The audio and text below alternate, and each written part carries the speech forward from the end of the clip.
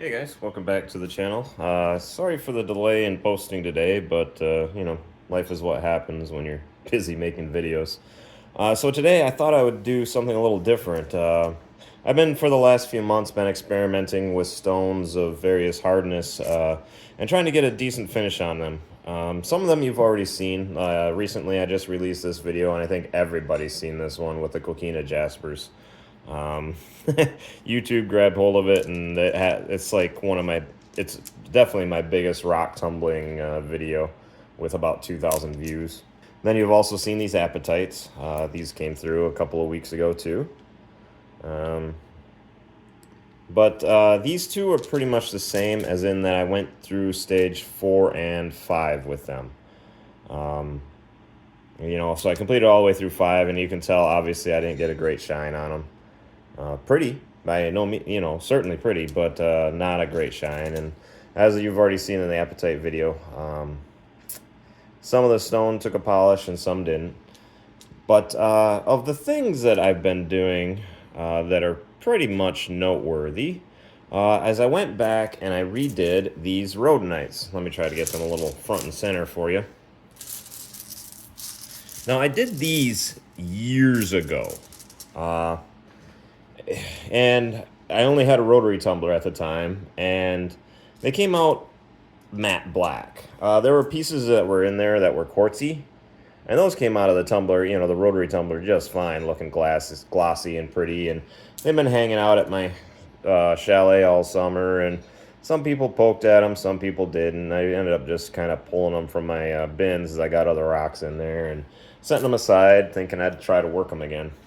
Well, now that I've had that vibratory tumbler, I did work them again, and as you can tell, they came out with a great shine. Just awesome shine. But notably, what's funny about these is not only did I get a much better shine this time around on the rhodonite, but I tumbled them at the same time with the apatite and some sodalite. And as you can tell, the sodalite also took a great shine. I mean, not the glossy, glassy finish of a Montana agate by any means, but it took a great shine, and they all came through at the same time. And but the apatite I finished on their own. So at first I thought maybe it was because maybe these stones were harder than the apatite and were beating them up. But I finished the apatite on their own, and it still came out different. But yeah, these rhodonites, I'm so happy with them. I haven't gone through the vibratory tumbler instead of the rotary. They definitely got a much better finish than they did in that rotary. I mean, they're nice and shiny, and yeah, they're the noteworthy as they should be. I don't know if you can see the sparkles in there. Yeah, you can catch a sparkle every now and then. These are such a pretty stone. I think they're the Massachusetts State Gemstone, too. And it's easy to see why. They got that pretty black and pink. They got the quartzy hues in them. They're really fun. And I am definitely glad that now I finally took stones that were duds, and or something that in the future, when I do craft shows or whatever, I can put into my bins and catch people's eyes. Let's see, what else? Oh yeah. Something else I was playing with. So this is stage 5 on the rhodonite, and I set one aside for stage 4. So you guys, let me try to find something that's similar in pinks and blacks. Here we are. Okay, so this is stage 5 on the left, and stage 4 on the right. So you guys can see the difference between the shines. Not much on camera. I'm looking at it with my naked eye. Yeah, there is definitely a little bit of a difference when I look at it with my naked eye, without the camera. There's definitely this one, yeah, you can see just a little bit of the little pitting in there. It kind of looks like with the stage 4, whereas this one, that pitting seems to have, let me get to a side that's mostly black, seems to have all but been ground out. So yeah, definitely worth worth the little extra time in stage. I'm sorry, when I say stage 5, I mean tin oxide. Usually they polish at aluminum oxide, but stage 5 for me is tin oxide, which is a little finer, not crazy finer. And I did the same thing with the apatite. Let me find a light blue one, because the color of these stones, yep, they're pretty close. Matter. So this one, again, on the left is stage 5, the tin oxide. And on the right is the aluminum oxide. So, let's see, let me try to find. So again, not much difference. Yeah, there's not really a huge difference, even when I look at it with my, just the eye instead of through the camera. But again, you can't really tell in this lighting on the camera.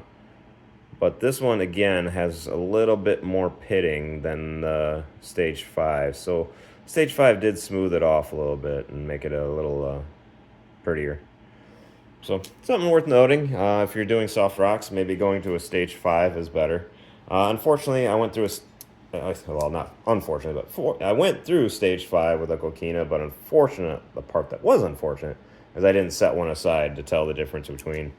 But when I pulled them out, I could definitely feel a difference, even between 4 and 5.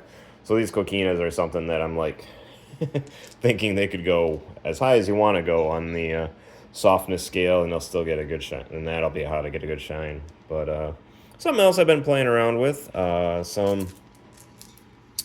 an old rock too that was kind of softer. I've sent a piece of Kona Dolomite through with some fossils. I had a collection of what I just call soft stones that I just pulled from Lake Michigan and other sources, and I just set them aside, and one day I just had some time and space available in the rotary tumblers, or the vibratory tumbler, excuse me, so I just ran them through. And there was a piece of Kona Dolomite in there, and I've done the Kona Dolomite before. And it came out with a decent shine. I mean, kind of waxy. Nothing really to, scream about. And so this is, there were 2 different stones that came through. It looks like this one might have been the same. And as you can tell, just being the vibratory with other soft stones. Oh, and the difference between these two is I turned down the speed on the Minisonic. That's one of the advantages of having the Minisonic, is you can control the speed. And doesn't really seem to have made much of a difference. But of course, this one was tumbled with mixed stones. This was pure Dolomite, the Kona Dolomite. So, kind of neat. Not a huge difference. But again, that might have been because I was beating it up with stones of different hardnesses. But they should have all been soft. I think this was probably the hardest guy in the batch. Those the fossil soft stones, because yeah, it came through shiny.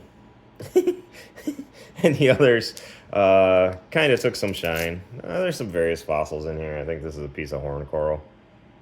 Got some grit trapped in there. It didn't come through super pretty. Yeah. Got some various stones in there, some stuff you haven't seen. Guys haven't seen this batch yet, so I'll highlight it real quick. I like that one. When I picked it up, I saw that little pattern on the top, and I thought it would stay. Or I was hoping it would stay, and it did. And, yeah, kind of cool. A little chalcedony looking stuff, quartzy. A little piece of, what is that, porphyry. Got a decent shine. Not screaming awesome, but definitely cool. Oh, here's one. Trapped a bunch of different stuff in there. I don't know my fossils well. I just know they look cool. So, sorry. And I'm not going to look them up because, well, they're fossils and they're stone and they're cool. What more needs to be said? Oh, here's another piece of that similar stone from before.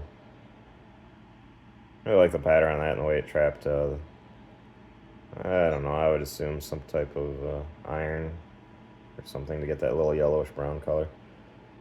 Again, not a super crazy good shine, but pretty. Yep, here's an actual piece of horn coral.